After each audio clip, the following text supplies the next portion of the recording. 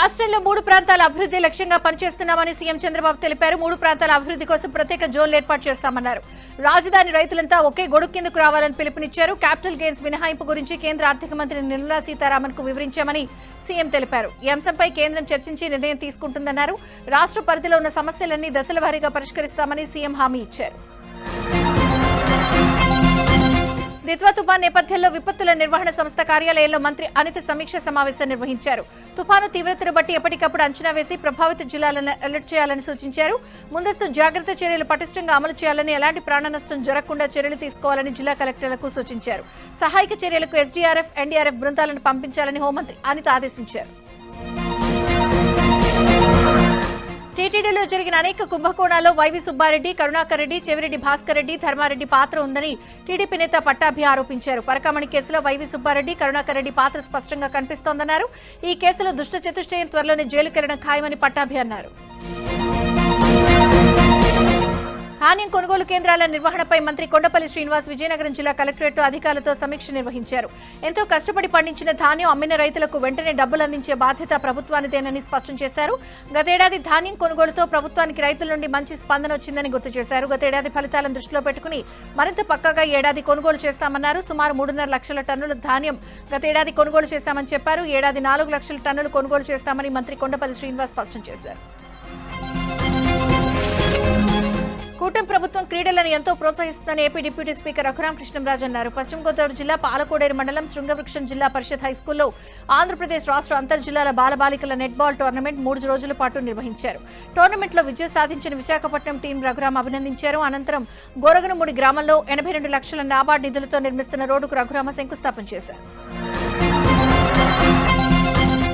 Cinema పరిశ్రమ పూర్తిగా వ్యాపారంగా మారిందని, పైరసీ కారణంగా కోట్ల రూపాయల నష్టం జరుగుతోందని సినీ డైరెక్టర్ కళింగ ఆందోళన వ్యక్తం చేశారు. సామాన్య ప్రేక్షకుడు సినిమా నుంచి దూరం అవుతున్నాడని అన్నారు. టికెట్ ధరలు భరించలేని విధంగా పెరిగిపోయాయని, మల్టీప్లెక్స్లలో తినుబండారాల ధరలు ఆకాశాన్ని అంటుతున్నాయని, పార్కింగ్ ఛార్జీలు కూడా ప్రజలపై అదనపు భారమయ్యాయని, బెనిఫిట్ షోల పేరుతో దందా జరుగుతోందని ఆరోపించారు. డీవైఎఫ్ఐ ఆధ్వర్యంలో సినిమా పైరసీ, టికెట్ ధరలు, సినిమా పరిశ్రమలో మార్పులు వంటి అంశాలపై చర్చాగోష్ఠి నిర్వహించారు. ఈ సమావేశంలో రాష్ట్ర కార్యదర్శి రామన్న, రాష్ట్ర అధ్యక్షుడు రాము, సినిమా డైరెక్టర్ కళింగ పాల్గొన్నారు. తెలంగాణ ముఖ్యమంత్రి రేవంత్ రెడ్డిని ప్రముఖ నటుడు శుభలేఖ సుధాకర్ మర్యాదపూర్వకంగా కలిశారు. డిసెంబర్ 15 హైదరాబాద్ రవీంద్ర భారతిలో ఏర్పాటు చేసిన స్వర్గీయ ఎస్పీ బాలసుబ్రహ్మణ్యం విగ్రహావిష్కరణకు సీఎం ఆహ్వానించారు. రవీంద్ర భారతిలో విగ్రహ ఏర్పాటుకు అనుమతించిన సీఎం రేవంత్ రెడ్డికి శుభలేఖ సుధాకర్ కృతజ్ఞతలు తెలిపారు. వ్యవసాయ శాఖ ఉన్నతాధికారులతో మంత్రి తుమ్మల నాగేశ్వరరావు సమీక్ష నిర్వహించారు. విజన్ డాక్యుమెంట్ 2047 కు సంబంధించి అగ్రి చాప్టర్ తుది రూపకల్పనపై కసరత్తు చేపట్టారు. తెలంగాణ వ్యవసాయం ఉజ్వల భవిష్యత్తుకు పొందుపరచాల్సిన అంశాలపై మంత్రి అధికారులకు దిశానిర్దేశం చేశారు. తెలంగాణ $3 ట్రిలియన్ ఎకానమీగా ఎదగడంలో వ్యవసాయ రంగం ప్రధాన భూమిక పోషిస్తుందని ఈ సందర్భంగా తుమ్మల తెలిపారు. ఖమ్మంలోని మోతీనగర్లో సీసీ రోడ్ పనులకు మంత్రి తుమ్మల నాగేశ్వరరావు శంకుస్థాపన చేశారు. రోడ్డు నిర్మాణ పనులన్నీ నాణ్యతతో చేయాలని అధికారులను ఆదేశించారు. ఖమ్మంను పరిశుభ్రంగా ఉంచాలని, దీనికి కార్పొరేటర్లు, ప్రజలు సహకరించాలన్నారు. వచ్చిన నిధులను ఖచ్చితమైన అవసరాలకే వాడాలన్నారు. అమృత్సర్ కింద 2020 కోట్లు మంచినీటి అవసరాలకు వచ్చాయని, ఈ డిసెంబర్లోనే టెండర్లు పూర్తి చేశామన్నారు. ఖమ్మం ఖిల్లాపై రోప్వే ద్వారా పర్యాటక ప్రాంతంగా మారనుందని మంత్రి తుమ్మల తెలిపారు. ధర్మపురి గోదావరి తీరాన్ని సుందరంగా తీర్చిదిద్దుతామని మంత్రి అడ్లూరు లక్ష్మణ్ కుమార్ అన్నారు. జగిత్యాల జిల్లా ధర్మపురిలో మార్నింగ్ వాక్ లో భాగంగా స్థానిక నాయకులతో కలిసి గోదావరి తీరాన్ని పరిశీలించారు. గోదావరి పరిసరాల్లోని డంపింగ్ యార్డ్ వల్ల భక్తులతో పాటు స్థానికులు ఇబ్బందులు పడుతున్నారని తన దృష్టికి వచ్చిందన్నారు. ప్రజలకు ఇబ్బందులు కలగకుండా వేరొక చోటుకి తరలిస్తామని తెలిపారు. స్థానిక ఎన్నికలు ముగిసిన వెంటనే పనులు జరిగేలా చూస్తానని హామీ ఇచ్చారు. 2027లో గోదావరి పుష్కరాలను కుంభమేళా తరహాలో నా భూతో నా భవిష్యత్ అనే రీతిలో నిర్వహించేందుకు ప్రభుత్వం సిద్ధంగా ఉందని స్పష్టం చేశారు. మేడారం మహాజాతరకు కేంద్ర ప్రభుత్వం సాయం అందిస్తుందని కేంద్ర మంత్రి కిషన్ రెడ్డి అన్నారు. వరంగల్లో సుడిగాలి పర్యటన చేసిన ఆయన కేంద్ర ప్రభుత్వ ఆధ్వర్యంలో పనులపై అధికారులతో కలిసి సమీక్ష నిర్వహించారు. అనంతరం రైల్వే మ్యానుఫ్యాక్చరింగ్ యూనిట్ను పరిశీలించారు. వరంగల్ను పర్యాటకంగా అభివృద్ధి చేస్తామని కిషన్ రెడ్డి హామీ ఇచ్చారు. కొమరం భీం జిల్లా ఆసిఫాబాద్ నియోజకవర్గ కాంగ్రెస్ లో వర్గపోరు మరోసారి బయటపడింది. మాజీ జిల్లా అధ్యక్షుడు విశ్వప్రసాద్ పై నియోజకవర్గ కాంగ్రెస్ ఇన్ఛార్జి శ్యామ్ నాయక్ సంచలన వ్యాఖ్యలు చేశారు. అసెంబ్లీ ఎన్నికల్లో పార్టీకి ద్రోహం చేసిన దొంగలకు నామినేటెడ్ పదవులు ఇస్తున్నారని, బీఆర్ఎస్ తో కుమ్మక్కై తన ఓటమి కారకులైన వారిని ఆందోళనెక్కిస్తున్నారని ఆరోపించారు. మరోవైపు శ్యామ్ నాయక్ వ్యాఖ్యలకు విశ్వప్రసాద్ కౌంటర్ ఇచ్చారు. కష్టకాలంలో పార్టీని కాపాడుకున్న వారికి అధిష్టానం గుర్తింపునిస్తోందన్నారు. బలహీన వర్గాలకు అవకాశాలు ఇవ్వడాన్ని తప్పుపట్టడం సరికాదన్నారు. భద్రాద్రి కొత్తగూడెం జిల్లా అశ్వరావుపేటలో బీఆర్ఎస్ పార్టీకి భారీ షాక్ తగిలింది. అశ్వరావుపేట మండలం వినాయకపురానికి చెందిన ప్రముఖ సీనియర్ రాజకీయ నాయకుడు బీరం వెంకటేశ్వరరావు తన వర్గీయులతో కలిసి బీఆర్ఎస్ పార్టీకి గుడ్ బై చెప్పారు.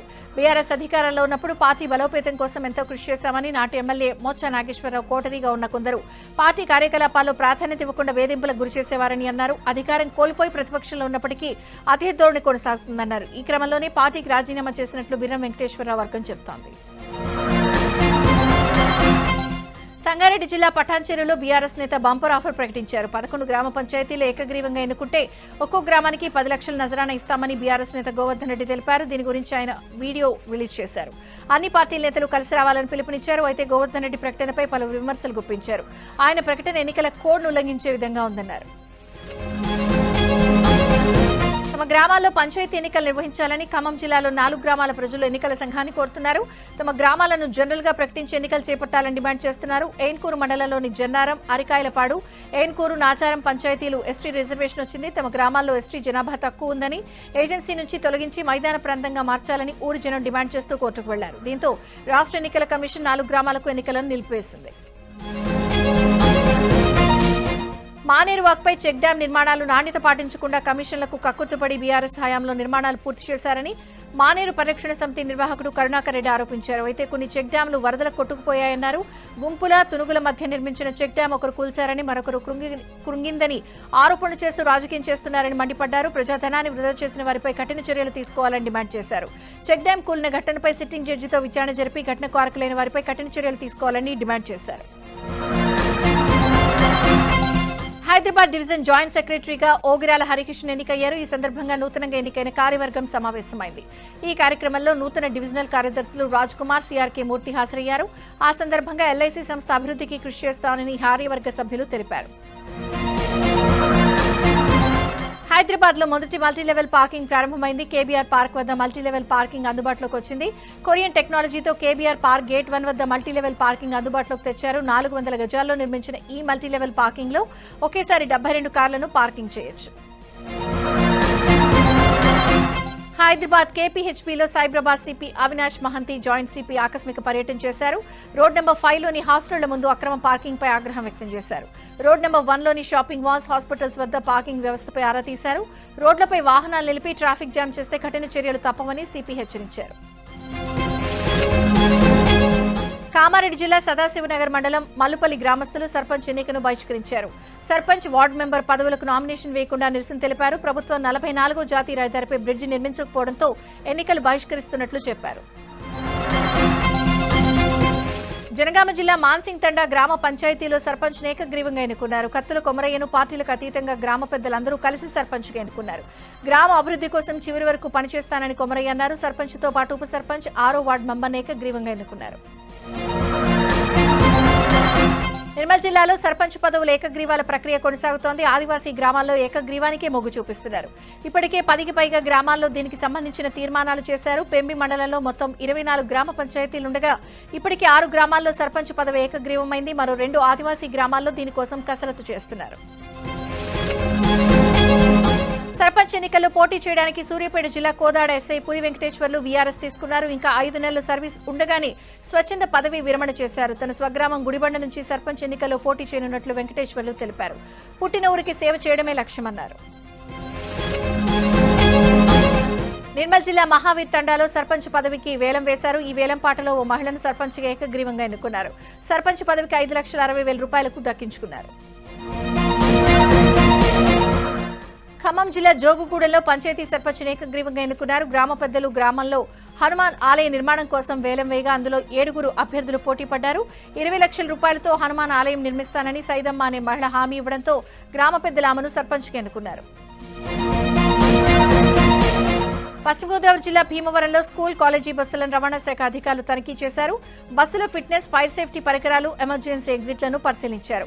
ఈ సందర్భంగా విద్యార్థుల భద్రత దృష్ట్యా రాష్ట్ర వ్యాప్తంగా బస్సులు తనిఖీ చేస్తున్నామని అధికారులు తెలిపారు. భీమవరంలో 45 స్కూల్ బస్సులను తనిఖీ చేయగా 10 బస్సుల్లో భద్రతా లోపాలను గుర్తించామని తెలిపారు. 10 బస్సుల యాజమాన్యాలకు నోటీసులు పంపించామని చెప్పారు. ప్రతి 3 నెలలకు ఒకసారి జరిగే పేరెంట్స్ కమిటీ సమావేశంలో తల్లిదండ్రులు స్కూల్ బస్సులను తనిఖీ చేయాలని విజ్ఞప్తి చేశారు.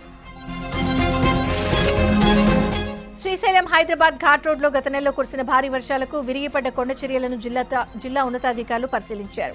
స్వీచ్ యాడ్ డ్యాం సమీపంలో లింగాలగట్టు వరకు రోడ్డుపై పడి భారీ కొండ చర్యలు, బండరాళ్లను అధికారులు క్షుణ్ణంగా పరిశీలించారు. శ్రీశైలం ఆర్డీఓ ఆధ్వర్యంలో పలు శాఖల అధికారులతో కలిసి కొండ చర్యలు, ప్రత్యామ్నాయ ఏర్పాట్లపై ఆరా తీశారు. దీనిపై పూర్తిస్థాయి నివేదికను కలెక్టర్ రాజకుమారికి ఇస్తామని ఆర్డీఓ తెలిపారు. కలెక్టర్ ఆదేశాలతో చర్యలు చేపడతామన్నారు. సత్యసాయి జిల్లా ధర్మవరం మండలం తుమ్మల గ్రామానికి రైల్వే అండర్ బ్రిడ్జి శాపంగా మారింది. రైల్వే అండర్ బ్రిడ్జిలో 15 అడుగుల మేర నీళ్లుండటంతో పొలాలకు ఎలా వెళ్లాలని రైతులు ఆవేదన వ్యక్తం చేస్తున్నారు. ప్రతిరోజు వ్యవసాయ పొలాలకు వెళ్తూ మూగజీవాలు నీటిలో పడి మృత్యువాత పడుతున్నాయి. ప్రాణాలు అరచేతిలో పెట్టుకుని రైతులు వ్యవసాయ పొలాలకు వెళ్లాల్సిన పరిస్థితి ఏర్పడింది.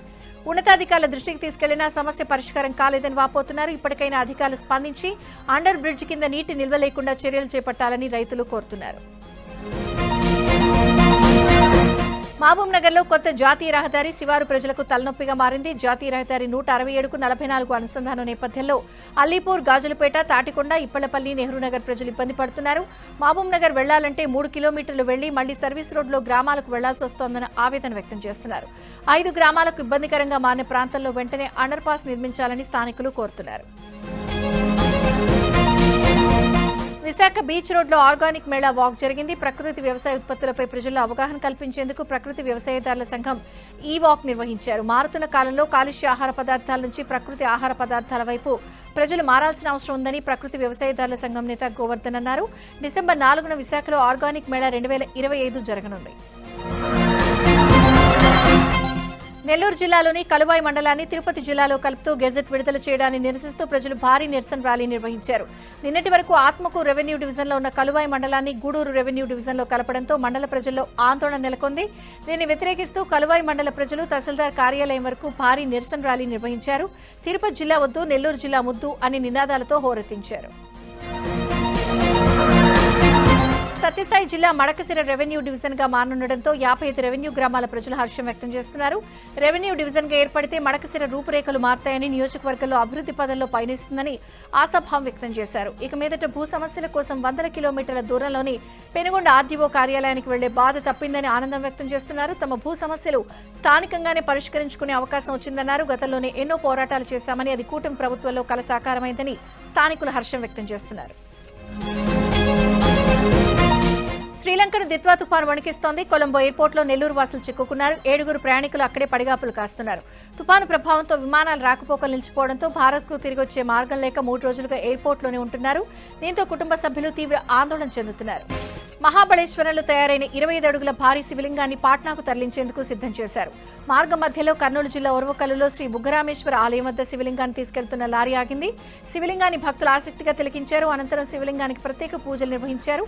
పాట్నాలోని కొత్త దేవాలయ ప్రతిష్ఠ కోసం తీసుకెళ్తున్న ఈ శివలింగానికి ప్రత్యేక రక్షా పూజలు చేశామని ఆలయ అధికారులు తెలిపారు. సత్యసాయి జిల్లా హిందూపురంలో మున్సిపల్ కార్యాలయంలో ఏసీబీ అధికారులు దాడి చేశారు. ఈ దాడిలో 15వ వార్డుకు చెందిన రవి అనే వ్యక్తి నుంచి 7,000 లంచం తీసుకుంటూ municipal revenue inspector Ramanjaneyulu ACB అధికారులకు చిక్కాడు. ఖాళీ స్థలానికి ట్యాక్స్ తగ్గిస్తానంటూ అందుకు తనకు 7,000 లంచం ఇస్తే ఆ పని చేస్తానని చెప్పడంతో రవి ఏసీబీ అధికారులను ఆశ్రయించాడు. దీంతో లంచం ఇస్తుండగా ఏసీబీ అధికారులు రెడ్ హ్యాండెడ్ గా పట్టుబడ్డారు. రామాంజనేయులను కర్నూలు ఏసీబీ కోర్టులో హాజరుపరుస్తామని ఏసీబీ డీఎస్పీ తెలిపారు.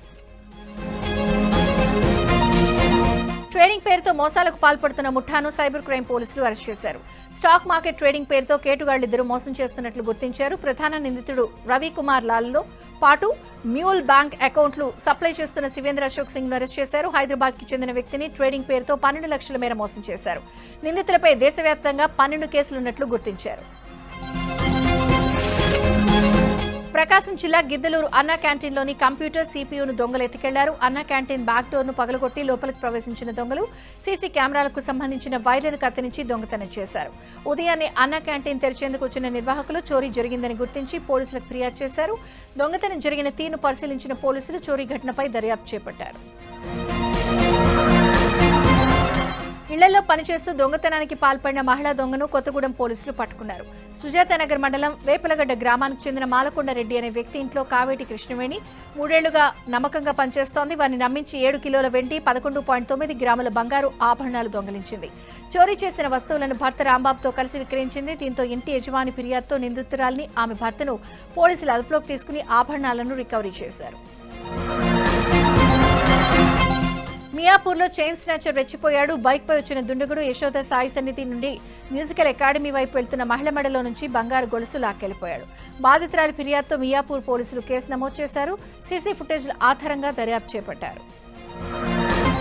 నాగర్ కర్నూల్ మెడికల్ కాలేజీలో ర్యాగింగ్ కలకలం రేపింది. ఫస్ట్ ఇయర్ చదువుతున్న మెడికల్ విద్యార్థులను 4 సెకండ్ ఇయర్ విద్యార్థులు ర్యాగింగ్ చేశారు.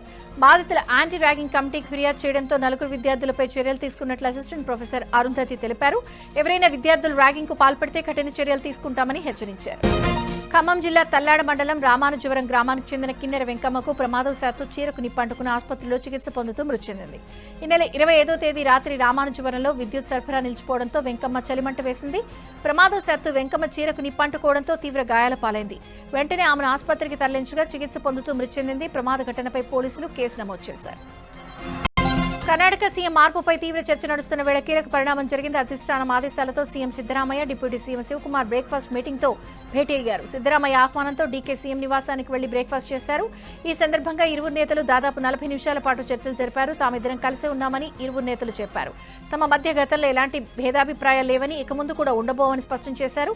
కేసీ వేణుగోపాల్ సూచనల మేరకు తాము బ్రేక్ఫాస్ట్ భేటీలో పాల్గొన్నామన్న సీఎం సిద్దరామయ్య రేపటి నుంచి ఎలాంటి గందరగోళం ఉండదన్నారు. భవిష్యత్ కార్యాచరణపైనే తామిద్దరం చర్చించామని తెలిపారు.